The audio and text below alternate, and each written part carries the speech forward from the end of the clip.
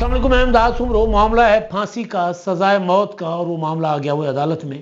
دوسری طرف کارروائیاں تیز کر دی گئی ہیں، فہرستیں بن گئی ہیں لمبی چوڑی عمران خان صاحب کے ساتھیوں کی۔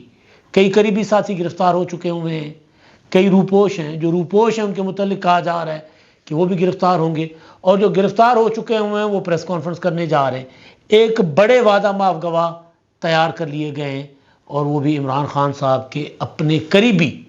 ایک تو حسان نیازی گرفتار ہے، حسان نیازی کے متعلق کہا جا رہا ہے کہ وہ نہیں ٹوٹے، وہ عمران خان کے اگینسٹ وعدہ معاف گواہ بننے کو تیار نہیں ہیں۔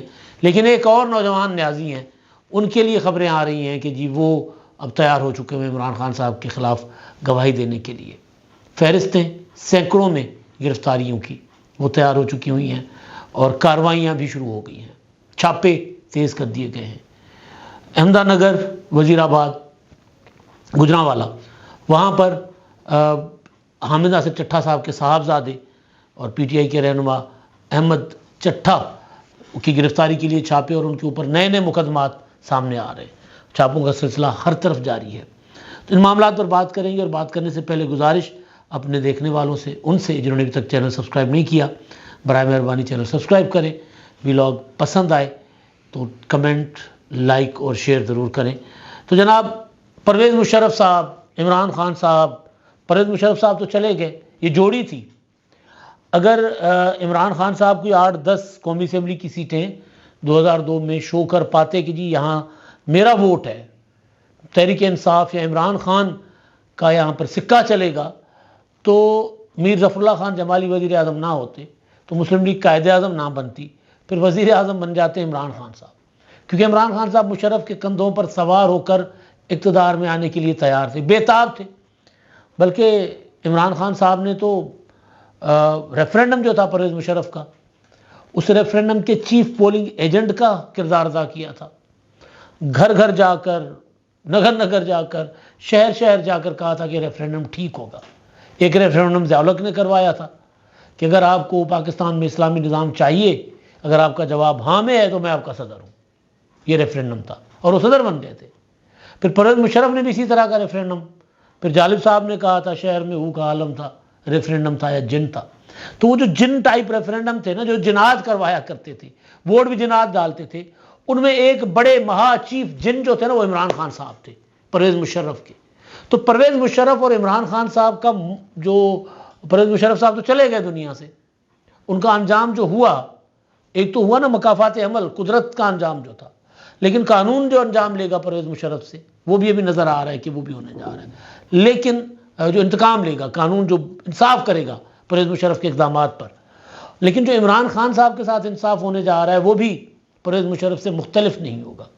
کیونکہ خان صاحب نے جو کچھ کیا ہے وہ مطلب اس میں کتنی مرضی رعایت کروا دیں، جتنا مرضی سہیل وڑائچ صاحب آرٹیکل لکھتے پھرے۔ حالانکہ میں بھی اسی رائے کا ہوں کہ اگر قانون اور آئین کے مطابق عمران خان صاحب کو سزا ہوتی ہے تو ملنی چاہیے، پولیٹیکلی انتقام کا نشانہ نہیں بنانا چاہیے۔ لیکن خیر سہیل وڑائچ صاحب 2 قدم آگے بڑھ کر وہ کہتے ہیں کہ جی عمران خان صاحب کو معافی دے دے۔ یہ غلطی تو پیپلز پارٹی کے جیالوں نے بھی کی تھی کہ انہوں نے جہاز اغوا کیا تھا۔ جہاز اغوا کرنے والوں کو ایک دن کے لیے بھی پیپلز پارٹی نے اور محترمہ بینظیر بھٹو شہید نے اون نہیں کیا تھا۔ انہوں نے کہا تھا ہمارے لوگ ہی نہیں ہیں، ہماری یہ سیاست ہی نہیں ہے۔ اور اسی وجہ سے میر مرزا بھٹو شہید اور بینظیر بھٹو کے راستے الگ ہو گئے تھے کہ وہ ملیٹنٹ اس میں چلے گئے تھے، اور محترمہ بینظیر بھٹو ووٹ کے ذریعے، وہ جو ان کا نعرہ تھا جمہوریت بہترین انتقام ہے، اس کے ذریعے انتقام لینا چاہتی تھی۔ تو یہ جو ایک ظاہر ہوتا ہے لوگوں کو ہسٹری کا پورا جو ہے نا وہ پڑھانا چاہیے سبق، کہ بھائی وہ معاملہ کیا تھا، یہ معاملہ ڈیفرنٹ ہے۔ یہاں پر عمران خان صاحب عدالت میں کھڑے ہو کر کہتے ہیں 9 مئی ہونے کے بعد کہ اگر مجھے دوبارہ گرفتار کیا جائے گا تو میں دوبارہ لوگ یہی ری ایکشن دیں گے۔ پھر جب رہا ہوتے ہیں تو روزانہ ویلاگ کرتے ہیں، اور ویلاگ میں کیا کہتے ہیں، فرماتے ہیں کہ جناب اگر مجھے کمانڈوز گرفتار کریں گے تو لوگ فوجی چھاونیوں پر حملے نہیں کریں گے تو کہاں حملے کریں گے، تو کمانڈر ہاؤس میں نہیں جائیں گے تو کہاں جائیں گے۔ تو لہذا عمران خان صاحب نے اون کیا، پھر یہ کہہ کر کہ جی یہ سازش تھی ایجنسیوں کی۔ تو مطلب عمران خان صاحب نے اون کیا ہوا ہے ہر لمحے ہر گھڑی۔ تو جو مشرف کا انجام لیگلی ہوگا اور جو عمران خان صاحب کا ہوگا وہ مختلف نہیں ہے۔ ابھی تو سپریم کورٹ آف پاکستان نے 7 اپریل کے فیصلے کے حوالے سے 3 اپریل کا جو اقدام تھا اسمبلیاں توڑنے والا، اس پر آرٹیکل 6 لگانے کی بات کی ہے. صدر صاحب پر آرٹیکل 6 لگانے کی یا غداری کا مقدمہ بننے کی بات ہوئی ہے، تو عمران خان صاحب پر بھی ہوگی. ابھی عمران خان صاحب کے مقدمات پروسیس میں ہیں، وکیلوں نے دوڑے لگا دی ہیں، عدالتوں میں جانا چھوڑ دیا ہے. آج کی خبر ہے سائفر میں عمران خان صاحب کے وکیل نہیں پیش ہوئے تھے، جونیئر وکیل ہوئے عدالت میں پیش، خصوصی عدالت میں عمران خان صاحب اور شاہ محمود قریشی صاحب کے، اور انہوں نے عدالت کو کہا کہ جناب جو سینئر وکلا ہیں وہ آج نہیں آ سکے. عدالت میں کہا کہ جی دیگر عدالتوں میں مصروف تھے اس وجہ سے نہیں آ سکے، لہٰذا ہمیں تاریخ دی جائے.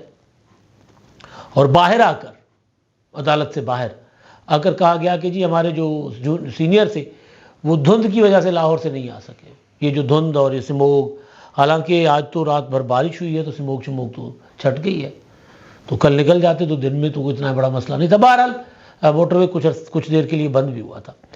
تو اب یہ جو دوڑ ہے نا وکیلوں کی، وہ اس کی 2 ریزنز ہیں. ایک تو یہ کہ آہستہ آہستہ عمران خان صاحب کے وکیل عمران خان صاحب کی وکالت کرنا چھوڑ دیں گے، پیسہ پوسا آنا بند ہو جائے گا نا.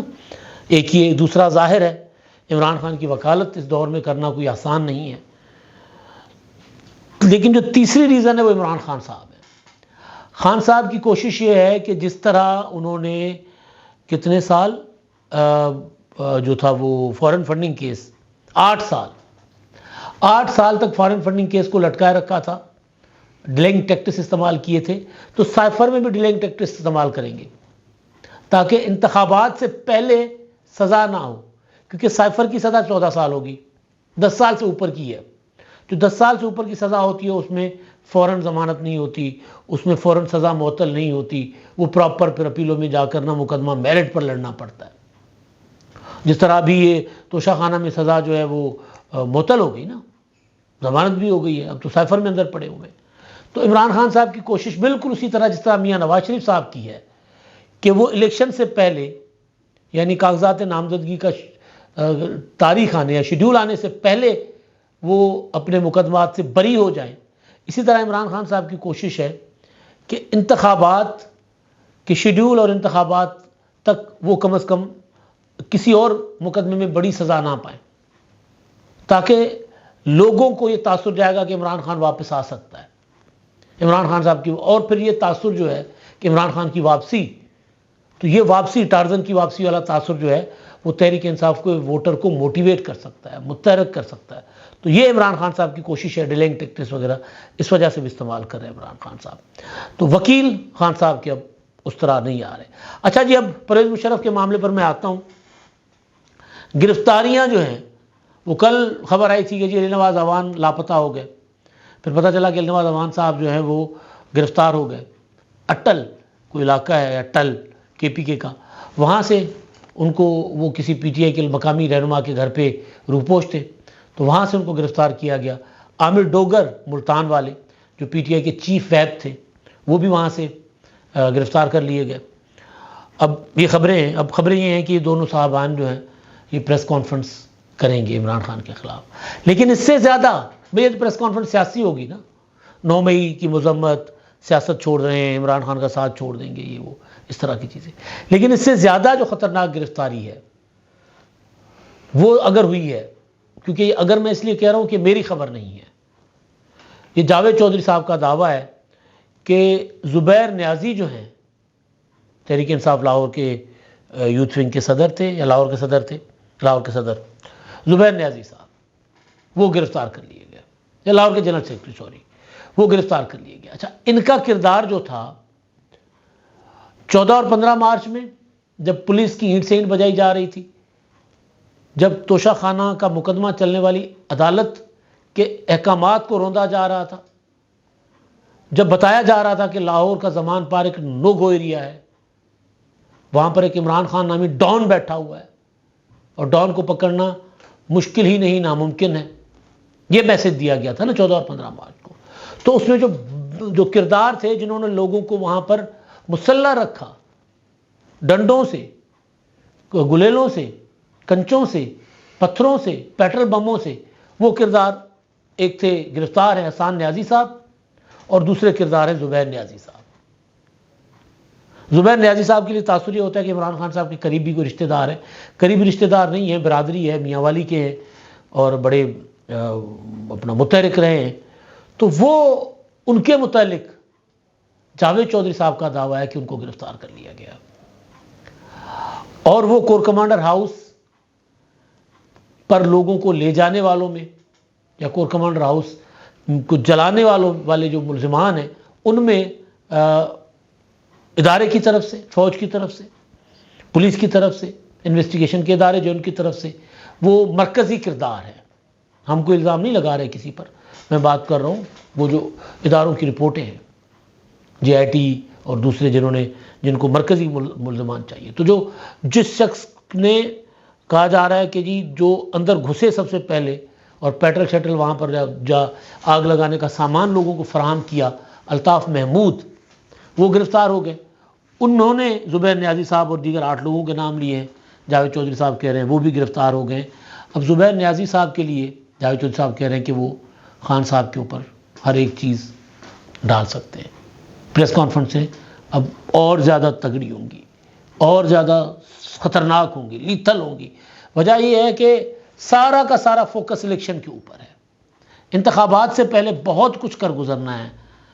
عمران خان صاحب بھی چاہتے ہیں کہ انتخابات سے پہلے بچ جائے، لیکن جو دوسری طرف والے وہ کہتے نہیں، انتخابات سے پہلے ایسا کچھ ہو کہ انتخابات کا یہ سوچ بھی نہ سکے۔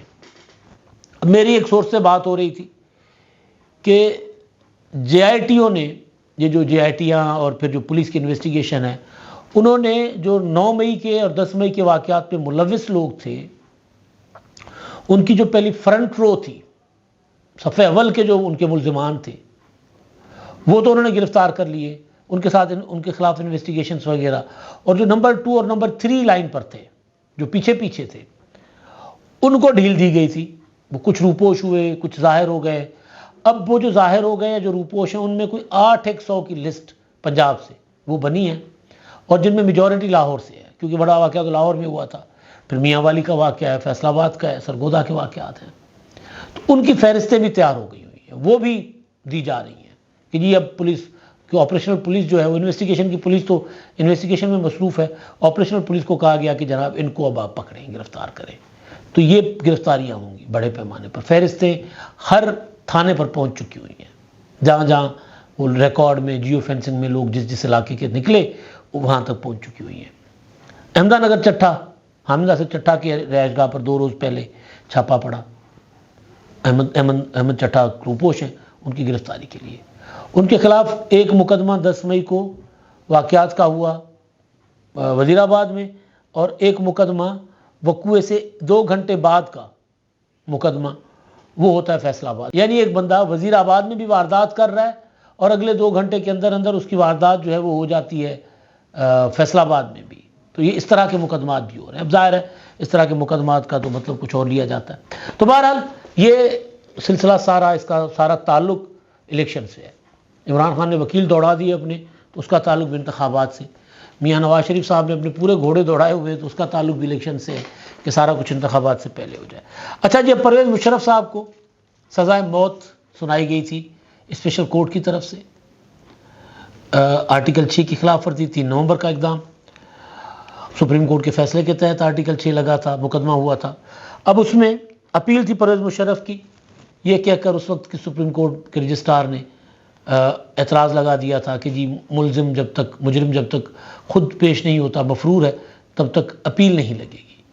پھر وہ مرزا بندیال صاحب نے کہا کہ چلیں جی اس کو اوپن کورٹ میں اعتراض کے طور پر سماعت کرتے ہیں ہم اس کی، تو لیکن وہ نہیں لگی 4 سال سے، پونے 4 سال سے۔ آج وہ چیف جسٹس صاحب، جسٹس قاضی فائز عیسیٰ، جسٹس منصور علی شاہ، جسٹس امین الدین خان اور جسٹس اطہر من اللہ صاحب پر مشتمل 4 رکنی بینچ نے اس کو سماعت کے لیے مقرر کیا۔ سماعت ہوئی اور سماعت اب چلی گئی ہے 21 نومبر تک، اور وکلاء سے پوچھا گیا، مشرف کے وکیل سے پوچھا گیا، انہوں نے کہا کہ جب مجھے تو خاندان کی طرف سے ہدایت کوئی ہے نہیں، مشرف صاحب تو فوت ہو چکے ہیں، تو میں ان سے ہدایت لے لوں۔ ان سے پوچھا گیا کہ جی آپ کی اپیل کیوں نہیں لگی تھی 4 سال سے، تو انہوں نے کہا کہ جی وہ تو ہم کیا بتا سکتے ہیں، وہ تو اس وقت کی عدالت بتائے گی۔ اب یہ کچھ ہو رہا ہے۔ پرویز مشرف جو بہت لاڈلے تھے، جن کو بچانے کی بہت کوشش بھی کی گئی، ڈکٹیٹر تھے، عامر تھے، فوج ان کے ساتھ تھی، آرمی چیف ان کے پیچھے تھے، لیکن ان کی اپیل تک پینڈنگ رکھی گئی۔ ظاہر اس کے پیچھے یہ ہوگا کہ اپیل میں بھی سزا برقرار رہنی تھی، تو بندیال صاحب نے سوچا کہ یار یہ معاملہ چھیڑے ہی نہ، اس کو پیچھے پھینک دو، تو فائل جو ہے وہ تمام وہ جو لاک ڈیٹ فائلیں ہیں نا ان کے نیچے دبا کر رکھ دی گئی، صرف اس لیے کہ انصاف نہ کرنا پڑ جائے، انصاف نہ کرنا پڑ جائے اسی ڈر سے۔ اب بہرحال چیف جسٹس صاحب نے معاملہ اور پھر وہ جو اسپیشل کورٹ اڑا دی گئی تھی وہ معاملہ بھی ٹیک اپ کر لیا ہے، اب دیکھتے ہیں کیا ہوتا ہے۔ اب تک کے لیے اتنا ہی، اللہ حافظ۔